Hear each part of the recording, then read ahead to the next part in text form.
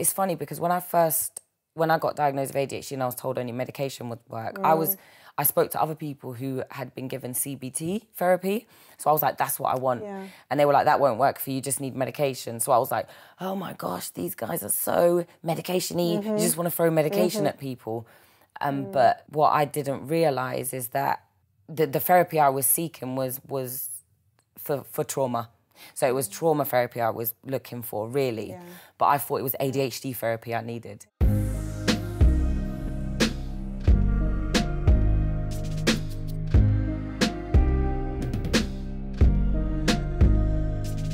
Hello, I'm Dr. Sheri Jacobson, and this is TherapyLab, a podcast dedicated to therapy, thought, and the art of mental well-being.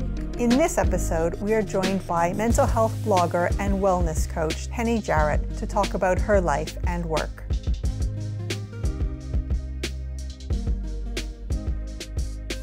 Hello, Penny. Hi. Hi, thank you very much for joining us today. It's my pleasure. How are you? I'm good, yeah. I'm going through a weird transition at the moment, so I'm good, but it's just new and uncomfortable a little bit. Okay. Yeah. What generally keeps you busy? Art. I say that because I make affirmation cards and affirmation jars and stuff like that, and so I spend a lot of time doing, creating those. But I think that's probably, I've jumped a bit ahead because up until recently, I was working at a job board as a business development manager. So that kept me pretty busy most of my day. And then in like the evenings or the weekends, I would be doing as much as I can to, raise awareness about mental health, learn a bit more about my own mental health as I'm growing and understanding it. But yeah, aside from that, a lot of my arty ventures and stuff like that has been keeping me busy. And I've seen some of your affirmation cards. Tell us about how it evolved and what it means to you to produce them. It's amazing, actually. It means everything because I've always really enjoyed colouring in, and in school I enjoyed art, but I didn't like, I'm not going to call myself that. I had perfectionist tendencies. And so if something went wrong with my art, the frustration, the stress, and almost grief that I'd feel was just, I didn't feel like it was worth it because I'd then throw it away. So I kind of fell out with art. But a couple of years ago when I found out that I was struggling with my mental health and stuff like that. Well, actually, throughout my whole life, I've always liked to have written down reminders of what's good and what's real. And I'd always have scriptures or quotes on my wall that I'd written out because I'd read something and I'd be like, oh my gosh, this has just saved my day or made my day. And then I'd forget it. And then I'd go through the same stresses and then remember, oh, I had a solution that day. I had a comfort that day. And so I would write them down. And then I was at work and I realised that when I found out that I struggled with focus and it was not a fault of my own, it was how my brain works, I found that when I'd be on the phone at work, because I'm in sales, so I have to take, some of my calls would be really important sales calls and missing a detail, I'd come off the phone sometimes and try to create a proposal for that person and there'll be details I'd forgotten. And it would be so hard for me to kind of come to terms with and know this is something I could have tried harder with, I should have been listening. But I found that if I was colouring in or doing some doodling, I would be able to focus on the phone. So I started to just do loads of just create loads of colourful designs on paper. It's just nice to look at, it made me feel calm, but it also felt nice to do. And then I started writing over them, so getting a Sharpie and writing over these colourful little bits of paper I'd make. And when people at work would be going through something hard, I would create them like a little encouraging card that they could fit in their bus pass holder or their wallet. And yeah, I started making them for myself after that because I thought these are actually really cute, and I'd carry them and I'd give them to people on public transport. I saw a woman crying on a bus once, and so I gave her one that's just had something uplifting. I remembered it was in my purse, so I gave it to her, and the impact it had on her was so huge. Something hit me that this is more than what I think. So I realised it helped me with anxiety.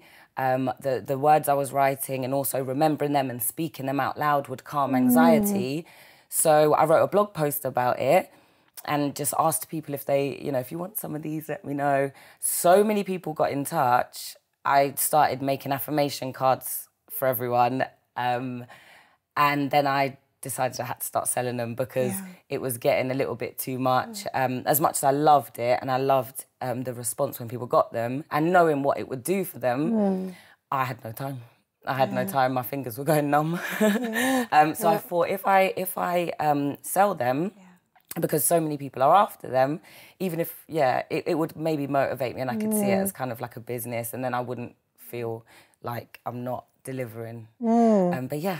So you said you've got an online shop in a way? Yeah, on Etsy. I'm finishing off my website, so it will be all on my website. But there are links, so it's like an Etsy shop at the moment. Yeah. So how much of your time does that take currently? Now quite a lot. Yeah, quite a lot. I've got a stall that I'm doing at a Christmas fair, so I'm preparing for that. So I've just been doing loads of creating and coming up with new ideas and.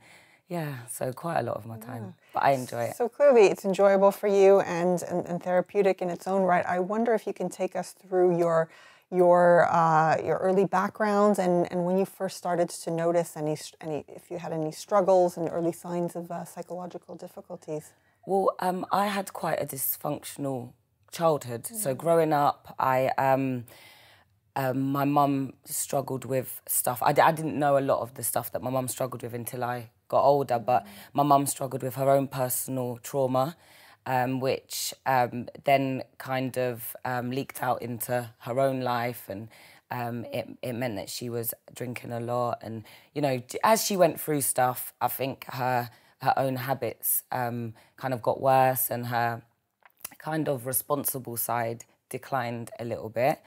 And so kind of if I go into too much detail on that, I'll end up on a tangent and going round for hours. But cutting a long story a bit shorter, we got evicted from our home, and I had to go into temporary foster care just until my mum got rehomed and so we could go back.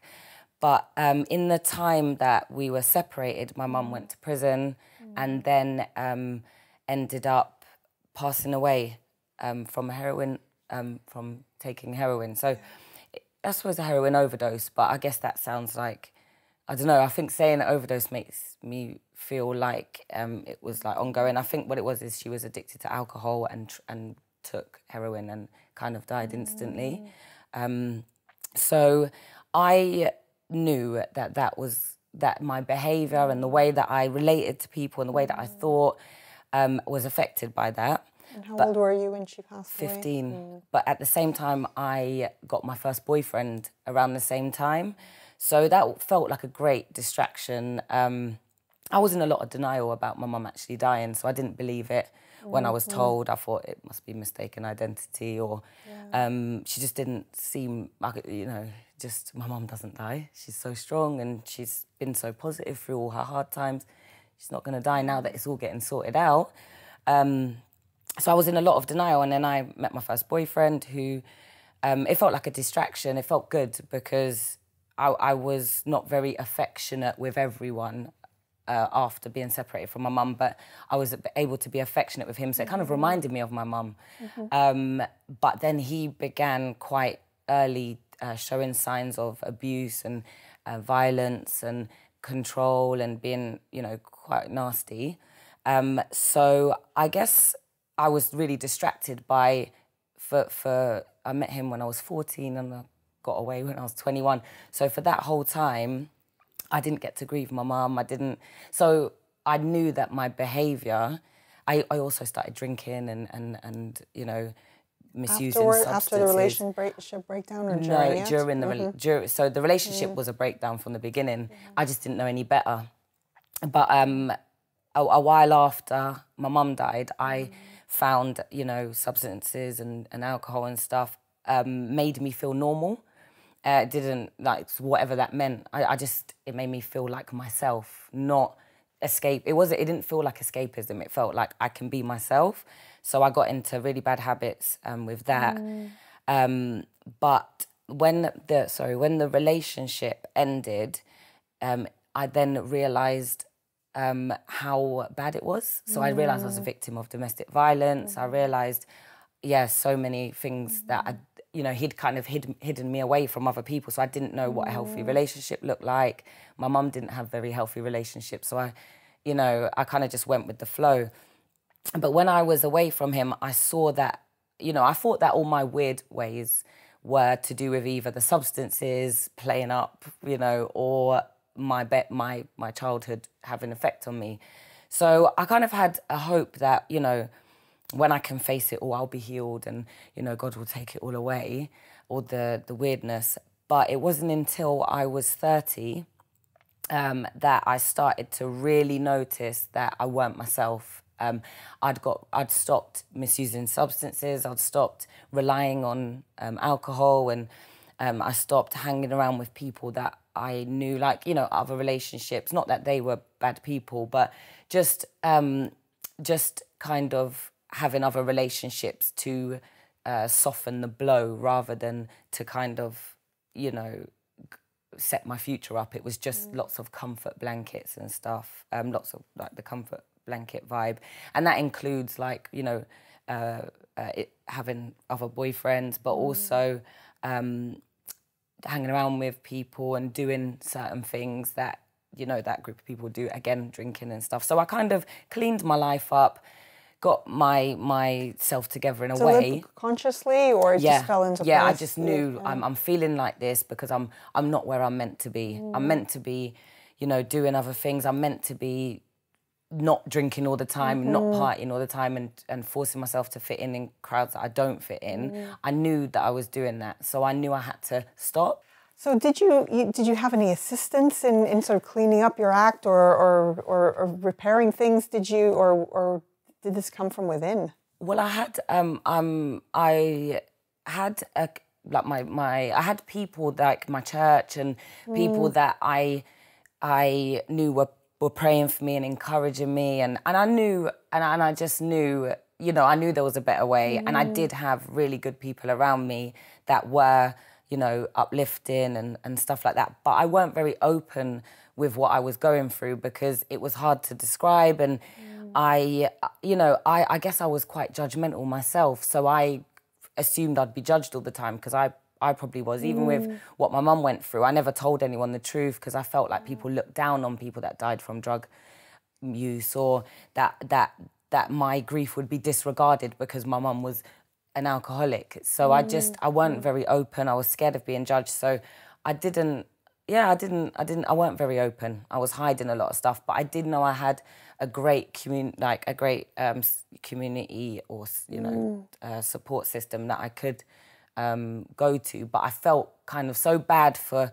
the bad habits I'd picked up. I just wanted to get through it and just literally prayed my way through rather than telling people what I needed to clean. Sounds like you must have had incredible resolve to get through that. Was it a sort of continuous line of improvement, or did you suffer setbacks? Yeah, loads of setbacks because I didn't know about trauma at the time. I knew that, people that have bad things happen end up, being affected by it and it displaying. So I knew that was happening with me, but I didn't know that I would be having like trauma flashbacks or emotional flashbacks. So whenever I had those, I would then just want to call someone to be around me.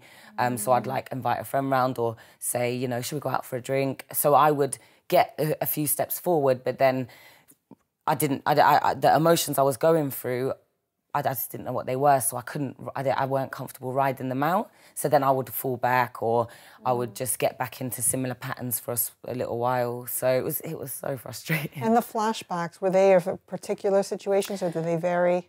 So they're all different things. So there was loads of different things that had happened that I would be reminded of. But it was a lot of things could trigger. So being alone would trigger things that I didn't even remember. So if I was alone for too long, the way I would feel, I'd be pacing up and down my house. I wouldn't be able to rest. So then I'd want to smoke to calm down, and then I would get into a weird trance, like just, smoking and just kind of not do anything. And I'd be like, you know what, today I will, think of productive things to do. And then I'd get one of those times where I can't sit down, and I didn't know I had ADHD, so I didn't know what was going on inside me. I didn't know that being alone reminded me of other times I was alone. So where I weren't having like photo flashbacks, I was feeling things that I'd felt the last time this situation had arisen, which I didn't know what that was. So I just tried to quickly cover the pain or cover the discomfort and try to fix it.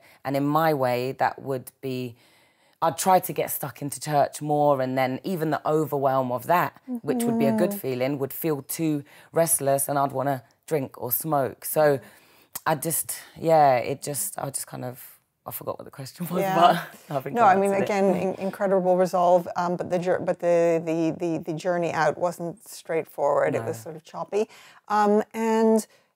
In terms of, you mentioned ADHD, how did you come to a diagnosis, and what was your kind of experience with the helping professions? So I'd got to a point where my life was quite, all the distractions were gone, but I felt on certain days worse than ever. So without having the bad things around, and not everyone I was around was bad, but without my distractions, I didn't feel the peace I thought would come. So I mentioned how I was feeling to a friend, and she highlighted that I'd felt like this the month before and the month before. But she just said something along the lines of, you've mentioned this feeling blank. I was feeling blank. I was feeling like I didn't have any emotions. I felt like I didn't know what the point in life was. I didn't have suicidal thoughts, but I understood why people had suicidal thoughts, and I'd never before. So I thought, this feels really dangerous, that I now, in this place I'm in, understand suicide. Why now? So when I mentioned it to my friend, she mentioned that it happens before my period.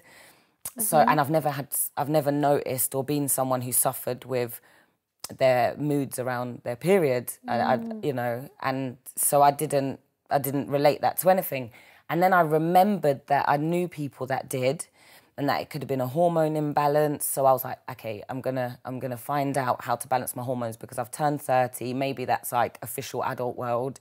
Maybe I've got like adult hormones now. So I'll find out what nutrition I can I know nutrition has a lot to play, a massive part to play. So I thought I could just change some things in my diet, and maybe I'll be better. But along that journey, so I went to see somebody privately who coincidentally had family members who had ADHD, and said, sounds like you have ADHD, like I'm almost 100% sure. And what I knew of ADHD was, people at school or mainly young boys, who were really disruptive and really, attention seeking. So I didn't it kind of felt a bit like, what, do you think this whole talk was a bit attention-seeky? Do you think that what we've spoken, I didn't... And what professional was that? Was it a GP or... a private GP, yeah. So then they were just like, what I'd advise you to do is get referred to an ADHD specialist through your GP.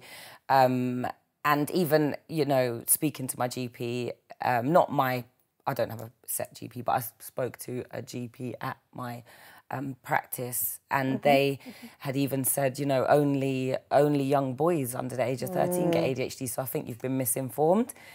So I just said, well, could you, refer me anyway? And then I kind of forgot about it a bit, and then people would say, so a friend of mine was at my house, and she knows, she's quite clever, and basically I trust what she says. And she said that my behaviour around the house was a bit ADHD, and it really twigged my ear. And I realised that I've heard that before, never took it serious. I just thought someone was, like, my friends who had said it before were messing around because I'm quite hyper. But and I said, why did you say that? And when she described why, it was so personal. It was like, this is me every day. So then I knew there was more to it and started researching. And when I got my actual appointment, I got diagnosed. And was that with a psychiatrist? Yeah, yeah, it was, a psychiatrist.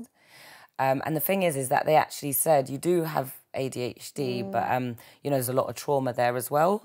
And I was just like, I don't want to think about all that stuff. I don't want to go that route. I know that I'm feeling frustrated. I'm feeling held back. And ADHD, like, I've been told I have it. The guy, I was like, you've even said I have it. And that's the one that's holding me back. Once I sort out all the issues around ADHD, then I'll deal with the trauma because I know it's there. But what he didn't explain is that what PTSD or CPTSD was, and that the effects of trauma actually look like, that as well. So I didn't know I was suffering with both, like two different. And CPTSD being complex complex. disorder. Yeah, so I started blogging and writing about ADHD because I knew so many people must be going through similar, not know, and if I could write about it and explain it, they might learn about themselves.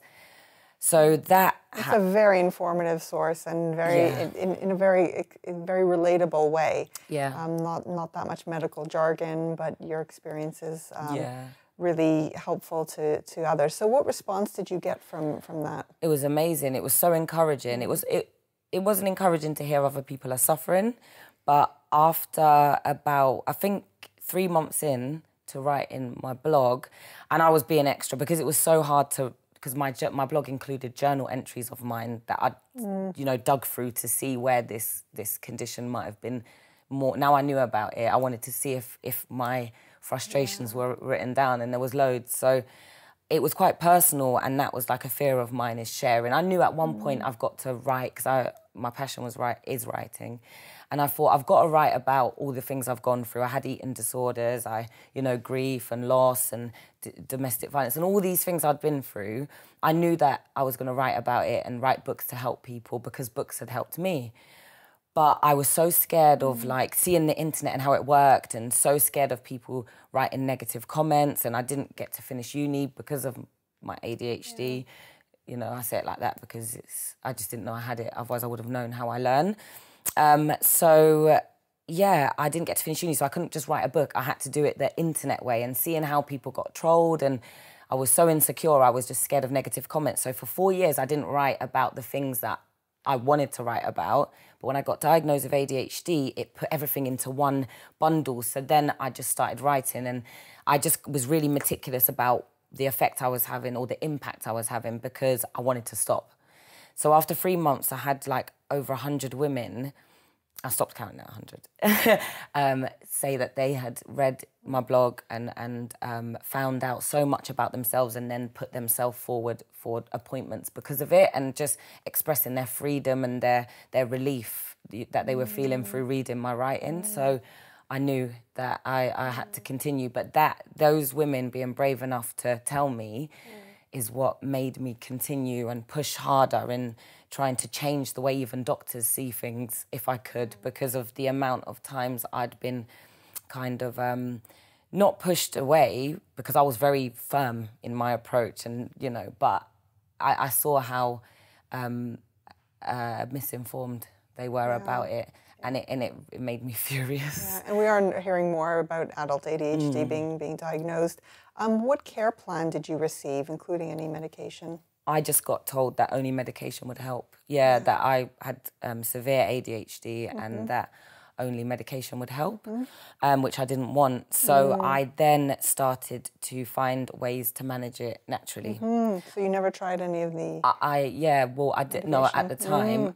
After that, I did do a medication trial because I met somebody that so I have taken medication since, but I'm not on medication, and I didn't take it straight away. So it was but a friend of mine described her experience with the medication. It sounded amazing. So I wanted to try it so I could write about it and so I could stop saying to people, don't take meds, because that's what I'd been doing because of my fear and the stigma around mental health medication. So I found that it didn't suit me. During this time, it's trying to manage my ADHD and naturally changing my diet, changing my habits, changing my way of thinking. I went through something at work where a colleague had asked me for, had just found out that I'd been writing about mental health, so asked me to talk to them about it a little bit more. But at the time, we were in like a work function, so I couldn't really talk. But we had a little conversation, and he was just like, oh, could you send me the links to your blog so I can read it, and then maybe we talk about it. But at the work function, you know, I forgot, and I didn't get round to it. But a couple of weeks later, he came up to me at work and said, oh yeah, you know, you forgot to send me the links, but don't worry, no, I forgot to. So I said, come and sit down now, actually. So I send them so I don't get distracted and forget. And it was, at the time, our company was going through a big change, and a lot of our, like the whole structure of my pitch on the phone had changed. So I weren't bringing in as many deals, and it was just a pressury time, and all of us were going through it. So when he sat down to ask for the links, one of our director walked past, and we kind of both panicked because we hadn't had money in, and we didn't want to be seen as socialising while we're going through this hard time in the office. So I was like, okay, come back later, and he ran off, and I went back to my desk, and that evening he killed himself. So it really badly affected me, and I felt really embarrassed because I didn't know him that well. We were cool, we were nice, we were friends, but I didn't know him that well. So I felt weird, and I didn't understand why it was impacting me so much. Obviously, something like that would impact anyone. It wasn't that I didn't understand why it was impacting me so much, but it was on my mind more than more than I thought. And obviously it was because of the guilt. And so once I got comforted around, a lot of people, I didn't speak to many people about it, but I looked up similar stories to get encouragement, just to, get rid of the guilt. And I spoke to somebody in HR at work because I was too scared to talk to, I spoke to people, but there weren't many people I could talk, because I felt so embarrassed. I felt like I'd failed him, and I felt like, it was just so much emotion. I didn't know what was going on. But I went to HR, and I just wanted to get it out, and I asked if I could be like a mental health first aider or something, just so that if anyone's talking to me, I can feel free to talk to them about their mental health without worrying about how I'm going to get treated for not having money on the board. Because in the sales world, it's like you're a queen one day and you're like invisible another, depending on what you've got on the board. And it really messed with how I felt about myself and my self-worth and my own anxiety. So I was obsessed with controlling how much money I earned at work so I could feel good at work and be treated nicer. So yeah, they said that they, at work, they haven't got the mental health first aid thing in place, but when they do, it will be me, or they'll consider it being me. So I kind of just put a lid on it, which I've realised I'm professional at doing. Put a lid on it and carried on. But a year later, which was July just gone, it started all coming back, and I was aware that it'd been a year, so I started having nightmares that, his family found out that he had asked me for help, and his family were trying to kill me. I was just having horrible nightmares. I knew this wasn't real, and I knew it wasn't my fault. I did actually know, but it kept coming back up, and then that led to me realising that I had CPTSD. This was trauma, and it had brought up loads of other things from my past and other stuff. I became sensitive to everything, and when I found out that I was suffering with CPTSD, I realised that a lot of the symptoms are almost identical to the ones that I struggle with ADHD. So I was kind of in a place where I was like, do I even have ADHD, or is it extreme trauma, or have I got both and they're both just really strong and this is why I'm feeling so stuck and stuff. So through more research, I was like, okay, I've definitely got ADHD because there were parts of ADHD which weren't identified as symptoms of CPTSD. So I just kind of thought, okay, I've got both. So now I've got to heal because I can't manage my ADHD anymore. I didn't want to eat healthy. I didn't want to cut out sugar. I wanted to comfort eat. I wanted to drink again. I wanted to do all the things that I'd stopped doing to manage my mental health. And I realised it's the trauma. So knowing more about what mental health is, I realised I had to now heal and go through that time. How did you go about that? I tried to just think better and just open myself up to talking, and I went to talking therapy. How did you go about finding it, and what was it like for you? My GP helped me find, gave me some options, and also privately, friends had referred me.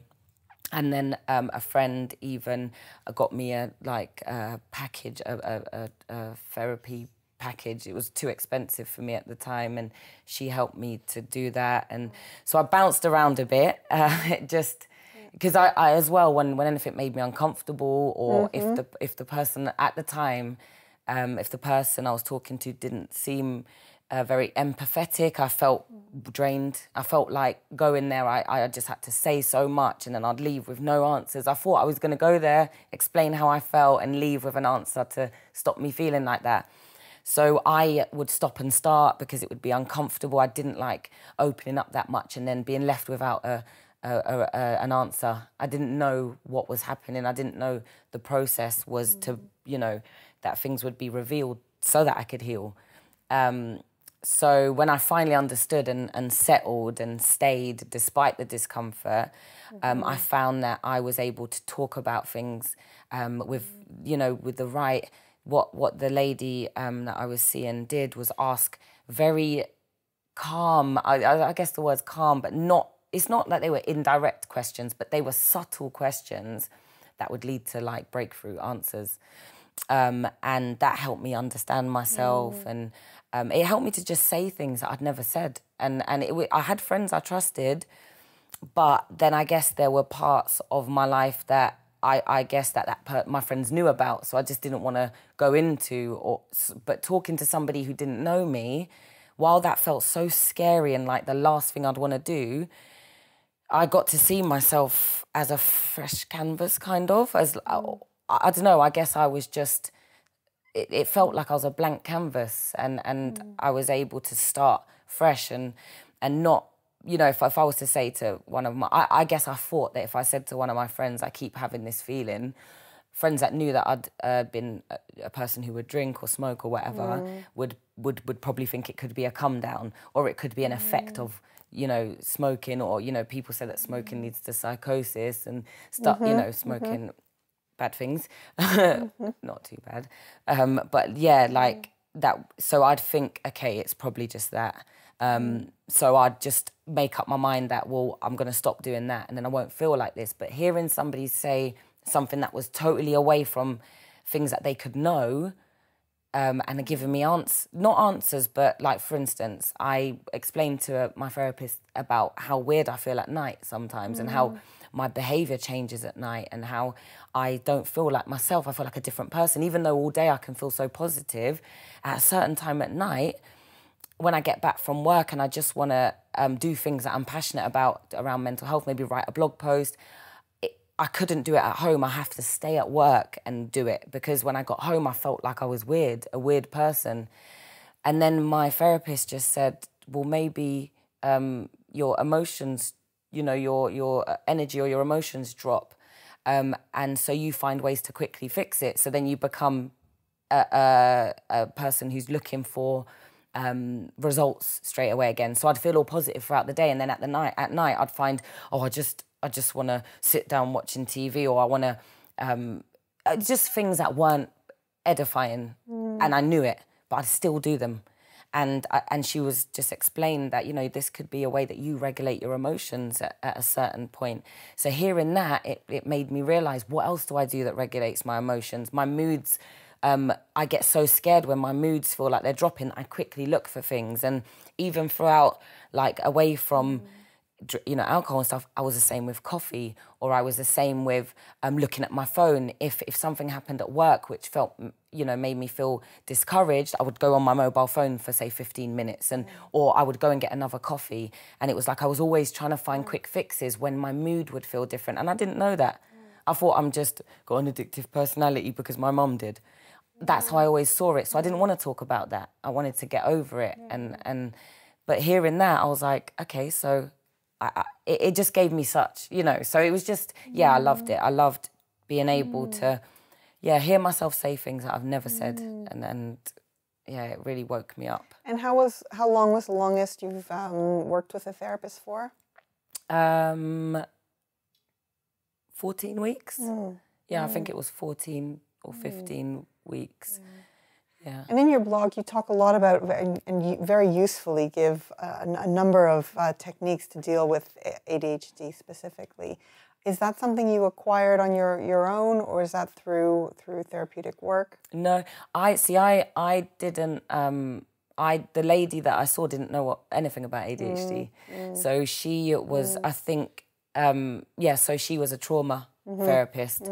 And it's funny because when I got diagnosed with ADHD and I was told only medication would work, I spoke to other people who had been given CBT therapy. So I was like, that's what I want. Yeah. And they were like, that won't work for you, you just need medication. So I was like, oh my gosh, these guys are so medication-y. You just want to throw medication at people. But what I didn't realize is that it was the therapy I was seeking was for trauma. So it was trauma therapy I was looking for, really. Yeah. But I thought it was ADHD therapy I needed. Yeah. And I thought CBT was ADHD therapy because I didn't know at the time. But I know now that, you know, anxiety and depression are both symptoms of ADHD. So going into the clinic that I went to, I've gone off on a tangent a bit, but I found that a lot of people weren't getting diagnosed with ADHD that had it, because on the form, on every appointment I went to, it would just have a list of questions that relate to anxiety and depression. And if you scored high on all of them, you had severe anxiety and severe depression.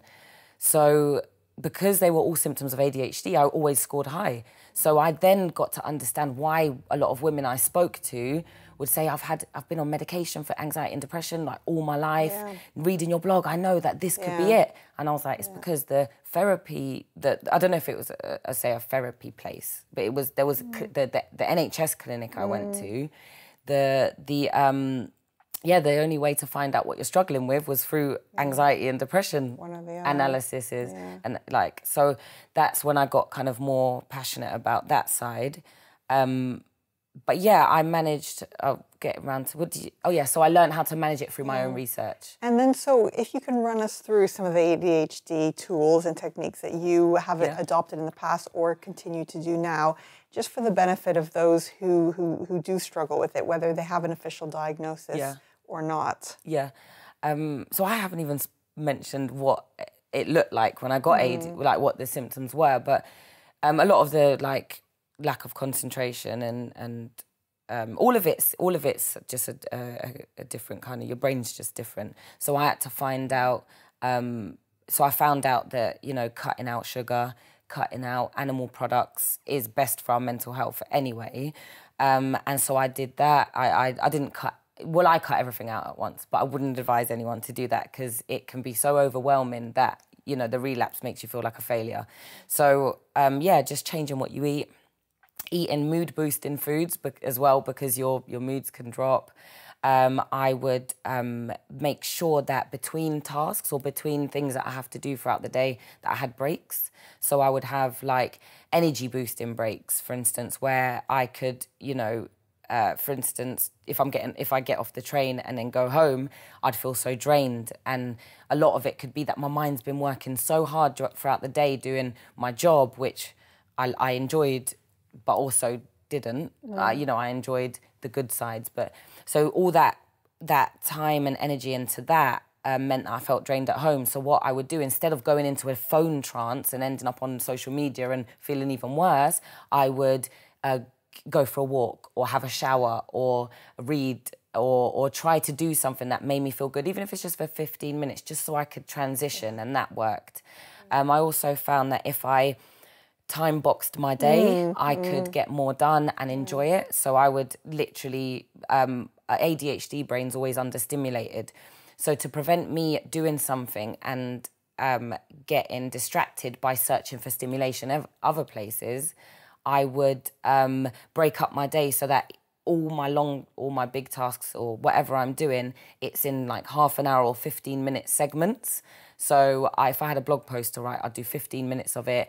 Then I'd maybe make something to eat. Then I'd maybe clean a bedroom, one bedroom in my house, and then go back to the blog post. And then maybe, I would change what I was doing often, but keep like a timetable or alarms to know when to switch tasks, so that I always felt stimulated, I always felt interested in what I was doing, and I didn't get distracted, and I also felt fulfilled because I'd have fun and rest and stuff like that. So that really worked. Drinking more water helped.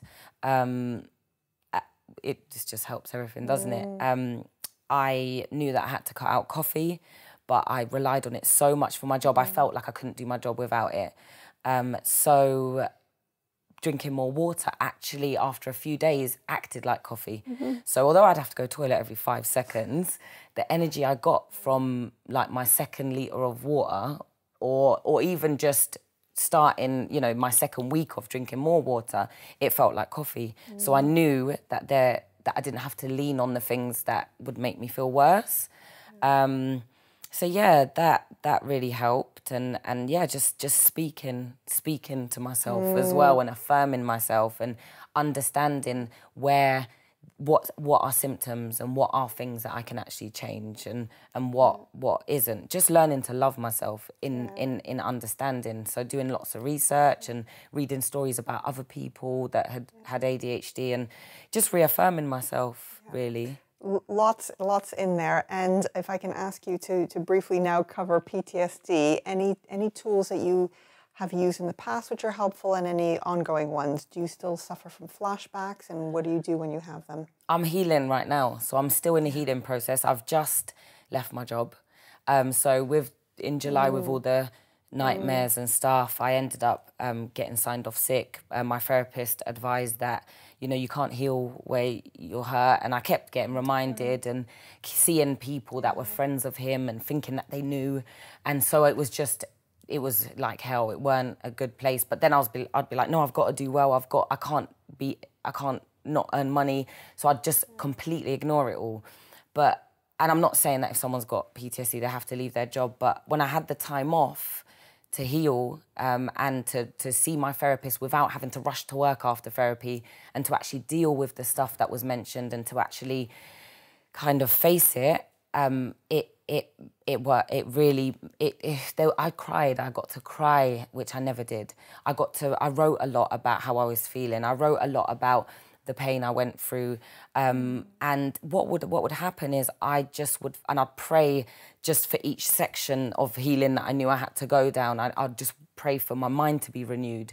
And because trauma is not a mental health condition. To me, it's not a mental health issue. It leads to mental health issues. So if I now know that if someone who's been traumatized just has reassurance, attention, comfort, then the wound can heal. So I had obviously infected wounds because they'd never healed, and I'd covered them up with plasters, or I hadn't healed the infection, I'd just cover it up. So it would kind of be like when you touch a scar and it still feels sensitive because it hasn't healed in the best way. It felt like that. But having time, after being signed off sick, I tried to go back to work, and it felt awful. So I've recently just taken that leap to kind of do my blogging, and because I haven't written a blog post since last year when it happened. I've just been sharing all my old ones and doing other bits. But I just felt, because he had asked me for my blog links, I guess I felt like I couldn't blog anymore, and I didn't want to. So but I've been writing a book, a couple of books, which I like my blog posts. So one's on ADHD, one's on trauma, and one's on why they're so similar and how they're so similar and how some people might just have undealt with trauma. And it's manifesting as mental health issues that they're taking medication for, when in actual fact, there could be wounds that you don't even remember. So I spent a lot of time alone, which made me remember times when I might have felt targeted alone when I was a child, which I didn't know.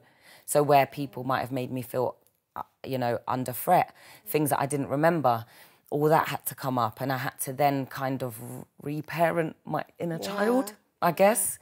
I came face to face with the part of me that wasn't hurt before, that didn't know trauma, and I kind of tried to honour her and to let go of it all. But yeah, it just being around people you love and writing, and if you can't, talking about certain things can be hard, but writing about it and praying about it and whatever you can do in private, it releases something that then your eyes are open to other things, and it's not easy. Healing is difficult, and I know why I avoided it. Penny, you've been on such a long journey and one of constant growth, development, improvement, and it sounds like you're still working on it, which is, again, very commendable. And I wonder if we can wrap up with self-care tools. So you've spoken about the importance for you of writing, of affirmation cards, diet and exercise. How do you know when to deploy each one of them? Because there's a lot in your self-care repertoire. A bit of each every day. Yeah. So now I've got back into art. So the painting that I'd avoided, I've now a friend of mine, which I see as part of my healing. A friend of mine said, "Do you want to paint?" And I said yes, rather than I don't like. Now I spend time every day doing things that make me feel good and that edify me and others, so that it feels good to pass on what you learn. I feel good knowing other people are feeling relief through me. So yeah, just making sure that you spend the first hour of your day to yourself. That is my main. If I could give anyone advice, you don't have to have any mental health issues. This will prevent a lot, but I don't look at my phone for the first hour of my day. I listen to music I like, I dance around the house, I do a bit of art, or I write or I read. I do stuff that makes me feel me, and then I get on with my day. So doing that every day, going for walks, I listen to podcasts while walking, and I get to move around, I get to see things, I get to feel nature, and I get to be edified in whatever I'm listening to. So getting outside and doing that is incredibly healing. When someone told me that when I was a bit younger, I was like, boring. No way, I don't want to go out for a walk. I want to do stuff, I want to be productive. But yeah, so those are, at the moment, my absolute go-tos. But moving around, doing things that release happy hormones, because some people just don't create them, don't create as much dopamine. And so instead of looking for dopamine when it's dropping, it's doing things that can create that. So you're kind of, that can create that feeling rather than searching for every 5 seconds like me. Penny, thank you so much for sharing with us. Sorry I went off on like a million tangents. I kept thinking, am I answering the question? You have a lot to share, and we're very grateful for you joining us. Thank you. Thanks. Cheers. HarleyTherapy.com is here to help you book counselling with qualified professional therapists online or in person at the times and prices that suit you wherever you are worldwide. If this is your first listen to Therapy Lab, do hit subscribe to keep up to date with new episodes. We'll see you next time.